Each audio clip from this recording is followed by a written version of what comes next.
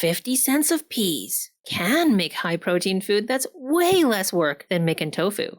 Hello, friends and not yet friends. Welcome back to Mary's Test Kitchen, where some of y'all are scared of this plant-based protein, but I'm here to show you tempeh is not scary. Not scarier than, say, camembert or brie cheese. And the good stuff kinda smells like the fresh versions of those too. Mild, mushroomy, and enticing. Traditionally, it's made with soybeans.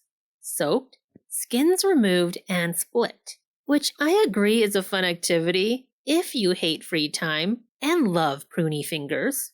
Instead, I'm using split peas, already hulled, already split, and cost next to nothing. They especially feel free when you got them from the back of your cupboard. I have no idea how old these are, but I only have 3/4 of a cup left, 152 grams. Luckily, that is plenty. This is not technically necessary. I could certainly just bring them to a boil as is, but I like an overnight soak. Afterwards, they'll cook faster and more evenly. So while we're here, might as well do a batch of split fava beans too. Now I've tried making tempeh without removing the hulls and it's just a lot uglier, plus it increases your chance of failure. To prevent failure, I bought the Book of Tempeh 6 years ago and it's been helping me make great tempeh ever since.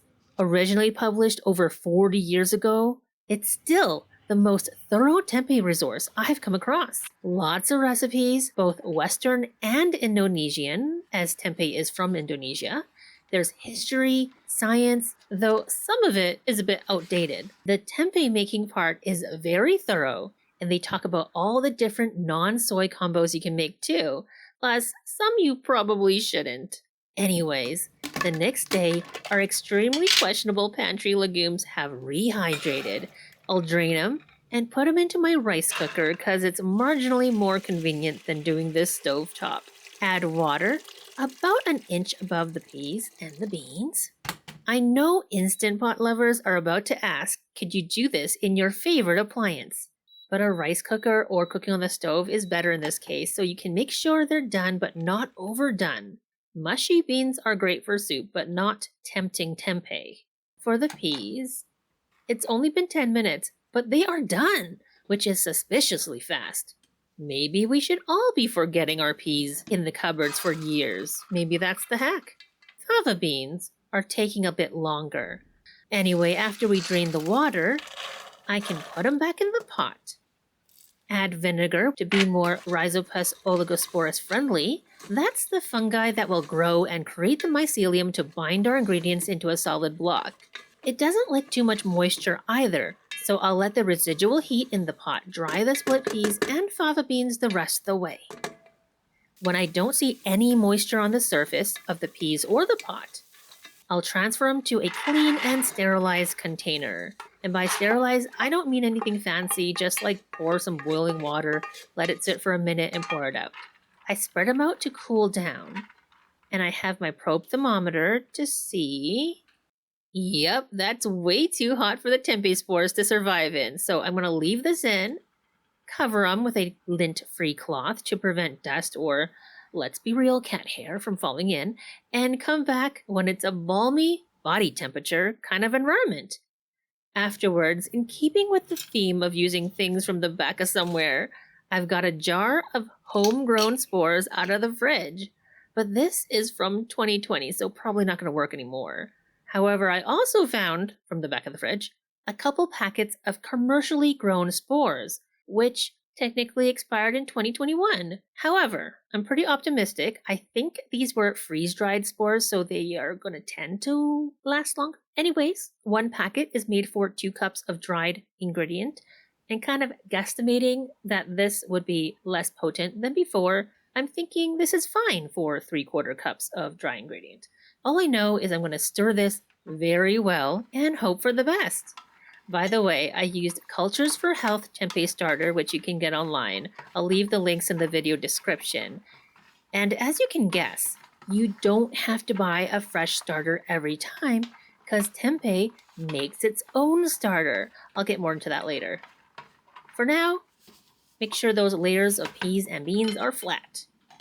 And I need something to keep the humidity in, but also let it breathe, but not too much, or it will spore prematurely. Enter plastic wrap.